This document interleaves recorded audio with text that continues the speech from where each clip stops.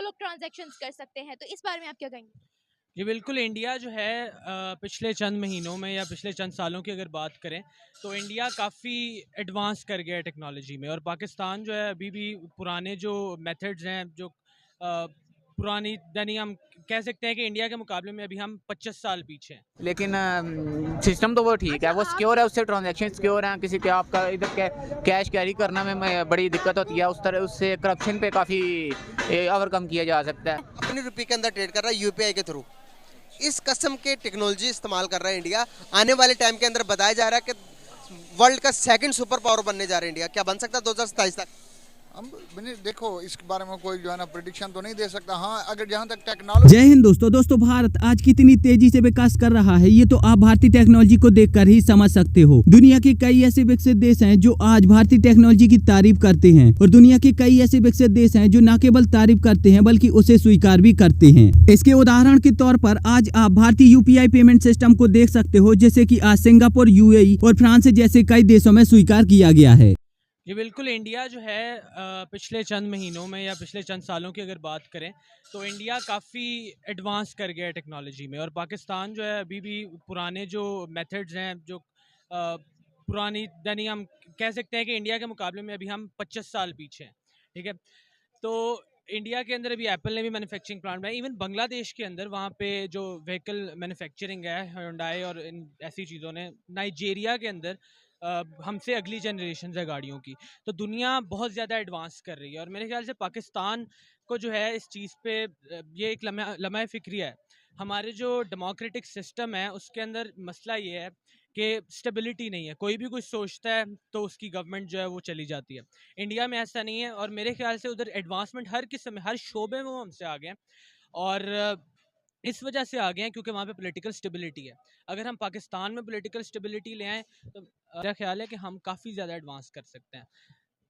Sir, पिछले कुछ अरसे में इंडिया ने जब इंडिया ने यूपीआई कराया है और उसमें हमारे अगर फर्स्ट ऑफ ऑल अगर हमारे बिजनेस पर्सनस का उसमें कोई फ़ायदा हो रहा है, दैट्स हमें फॉलो करना चाहिए, और हमें इंडिया को नेगेट नहीं करना चाहिए, बिकॉज वो they are a neighbouring country. हम पहले इकट्ठे थे, फिर बाद में हम ये दो कौमी मूवमेंट जो थी उसके बाद हम अलहदा हो गए। अब हमारी अलग शनाख्त है, लेकिन इंडिया हमारा नेबरिंग कंट्री है। हमारा एक यूनिक इशू कश्मीर का भी है उनके साथ, और वो भी इस चीज़ को समझते हैं, और इस इशू की वजह से हम दोनों कंट्री बहुत फॉलो ऑफ कर रहे हैं हर जगह पे। उनको भी वहाँ फ़ौज लगानी पड़ रही है, हमें भी लगानी पड़ रही है, हमें भी इकनॉमिक रिसोर्स लगाने पड़े हैं। आवाम दोनों तरफ की पिस रही है इस कश्मीर इशू की वजह से। अब यूपीआई को आपने फॉलो करना ज़रूर करें, लेकिन पहले देख लें कि उसमें कोई आपको नुकसान तो नहीं है, कोई ऐसा तो नहीं है। अच्छी तरह आप उसको देख लें, और ऐसे है कि हमें इंडिया के साथ चलना है। तो आप इस आपने कहा यूपीआई को हम देख लें, मतलब जान लें, भाल लें। पिछले हफ्ते निकली एक न्यूज के अनुसार ये पता चला कि जापान की सरकार इस चीज पर विचार विमर्श कर रही है कि क्या हमें भारतीय यूपीआई पेमेंट सिस्टम को जापान में अप्रूवल देना चाहिए या नहीं। हालांकि अगर हम सूत्रों की माने तो इस चीज के ज्यादातर चांस हैं कि हो सकता है बहुत ही जल्द जापान में यूपीआई पेमेंट सिस्टम को एक्सेप्ट कर लिया जाए। फिलहाल जापानीज सरकार के कई मिनिस्टर यूपीआई को अच्छे से समझ रहे हैं कि क्या ये पहले से ही जापान के हिसाब से है या इसे जापान के हिसाब से अपडेट करना होगा। हालांकि अगर जापानीज गवर्नमेंट इस चीज का अप्रूवल दे देती है तो इससे भारत को कई बड़े बड़े फायदे होंगे, और जो सबसे बड़ा फायदा होगा वो उन लोगों का होगा जो कि जापान में रहते हैं, जापान में नौकरी करते हैं और वहां से नौकरी करके यहाँ पर पैसा भेजते हैं। वो डायरेक्ट यूपीआई के थ्रू अपनी फैमिली को पैसा भेज पाएंगे और इसमें उनके कोई भी चार्ज नहीं कटेंगे। हालांकि अब यहाँ पर हमें देखना ये होगा कि क्या यूपीआई पेमेंट सिस्टम को जापान में अप्रूवल मिलता है, और क्या डायरेक्ट यूपीआई को ही जापान में अप्रूवल मिलेगा, या फिर यहाँ पर यूपीआई का एक और एडवांस वर्जन केवल जापान के लिए तैयार किया जाएगा। जापान और भारत दोनों मिलकर इस काम पर लगातार बहुत ही तेजी से काम कर रहे हैं, और बहुत ही जल्द हमें ये न्यूज सुनने को मिल सकती है। हालांकि जिस प्रकार जापान से चर्चा चल रही है कि बहुत ही जल्द जापान में यूपीआई पेमेंट सिस्टम एक्सेप्ट किया जा सकता है, वैसे ही हमें यूके, कनाडा जैसे देशों के साथ भी इस मुद्दे पर चर्चा करनी होगी, ताकि वहाँ से ज्यादा फायदा भारत को हो सके। आने वाले टाइम के अंदर इंडिया आपको कहाँ नजर आ रहा है? इंडिया हमसे पहले भी बहुत आगे है, और मुस्तकबिल उसका और आ गया, क्योंकि आप ऑलरेडी देखें कि इवन के गूगल ने अपना सर्वर वहाँ पे बनाया हुआ है। एक सर्वर जो एशिया का सर्वर है वो गूगल का इंडिया में है। तो मतलब इंडिया ने बहुत ज़्यादा तरक्की की, और उसकी तरक्की की बेसिक वजह सिर्फ यही है कि मेड इन इंडिया पे काम कर रहा है, जैसा आपने कहा है।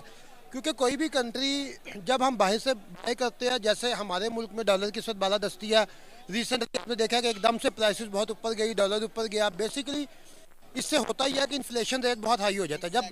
जब इन्फ्लेशन रेट हाई होता है तो जो लोग मिडिल क्लास लोग होते हैं हमारे मुल्क में, चूँकि मिडिल क्लास की बहुत ज़्यादा तादाद है, हमारी कंट्री में अपर क्लास कम है, मिडिल क्लास बहुत ज़्यादा है, वो बहुत बैक पे चले जाते हैं। उनको वापस अपनी जगह पे आते आते जितना टाइम लगता है, उस टाइम ड्यूरेशन में वो इतना मतलब डॉलर और ऊपर चला गया होता है। प्राइसेस उसकी सिर्फ प्राइसेस ऊपर जाने की वजह से यही होती है क्योंकि हमारी ट्रेडिंग किसी और करेंसी में हो रही है सारी, और हमारी अब यहाँ पर मैं आपको एक जबरदस्त एप्लीकेशन के बारे में बताने वाला हूँ जहाँ से आप ट्रेडिंग करके भी पैसा कमा सकते हो और अगर आप चाहो तो रेफर करके भी पैसा कमा सकते हो। इस एप्लीकेशन का नाम है अपस्टॉक और अपस्टॉक एक जेन्युइन ट्रेडिंग एप्लीकेशन है जिसमें रतन टाटा जैसे बड़े बड़े इन्वेस्टर ने अपना पैसा इन्वेस्ट किया है। अब सिंपली इसके लिए आपको करना ये है कि जो लिंक मैंने आपको डिस्क्रिप्शन में दी है वहां से जाकर इस ऐप को डाउनलोड कर लेना है। देन इस ऐप को डाउनलोड कर लेने के बाद आपको इस पर अपना अकाउंट बनाना है एंड अकाउंट बनाने के बाद आपको यहाँ पर KYC कंप्लीट कर लेनी है। जैसे ही आपकी KYC कंप्लीट होकर यहाँ पर आपका अकाउंट बन जाता है तो आप अगर चाहो तो यहाँ से ट्रेडिंग करके भी पैसा कमा सकते हो और अगर आपको ट्रेडिंग नहीं आती तो आप यहाँ से रेफर करके भी पैसा कमा सकते हो। आप अपनी रेफर लिंक को अपने फ्रेंड या फैमिली मेंबर्स में शेयर कर सकते हो और जब वो अकाउंट बनाएंगे तो उनकी तरफ से आपको पैसे मिल जाएंगे। अपस्टॉक आपको एक अकाउंट बनवाने के लिए 300 रुपए देता है और ट्रेडिंग करवाने के लिए 200 रुपए देता है और अगर कोई भी इंसान आपकी लिंक से सफलतापूर्वक ये दोनों काम कर लेता है तो आपको अपस्टॉक की तरफ से 500 रुपए दिए जाएंगे। हालांकि यहाँ पर मैं आपको कोई पैसे इन्वेस्ट करने की सलाह नहीं दे रहा हूँ, तो अगर आप यहाँ पर ट्रेडिंग करना चाहते हैं तो वो आप अपने ज्ञान और अपनी स्थिति के अनुसार ही करें। अवेयरनेस ही नहीं है यहाँ पर। हमारे पॉलिटिक्स जो हैं वो अपनी बस उनको पड़ी हुई है,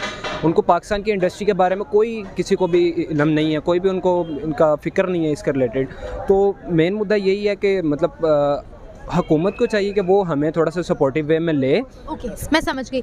सवाल अब मेरा आपसे ये है कि अमेरिका एक सुपर पावर है, वो अप्रोच करी है इंडिया को इस सिस्टम के लिए। अगर ये सिस्टम अमेरिका में लॉन्च हो जाता है, हमें देखने को मिला है कि अमेरिका का डॉलर भी काफ़ी नीचे जा रहा है, इन्फ्लेशन रेट भी बढ़ रहा है और क्राइसिस भी जा रहे हैं वहाँ पर, तो कितना हेल्पफुल होने वाला है ये सिस्टम अमेरिका में, क्योंकि consumer to consumer business down जा रहा है इस वक्त अमेरिका में।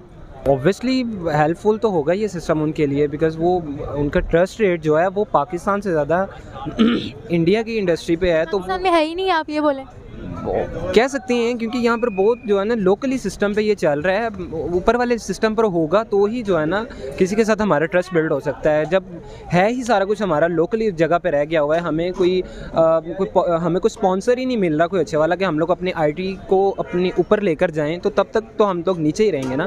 तो इंडिया में ये आप इस बारे में क्या सोचते हो और क्या भविष्य में UPI US जैसे देशों में भी चालू हो पाएगी या नहीं, नीचे कमेंट में बताओ। एंड अगर ये वीडियो अच्छी लगी है तो चैनल को सब्सक्राइब करके बेल आइकन जरूर दबाओ।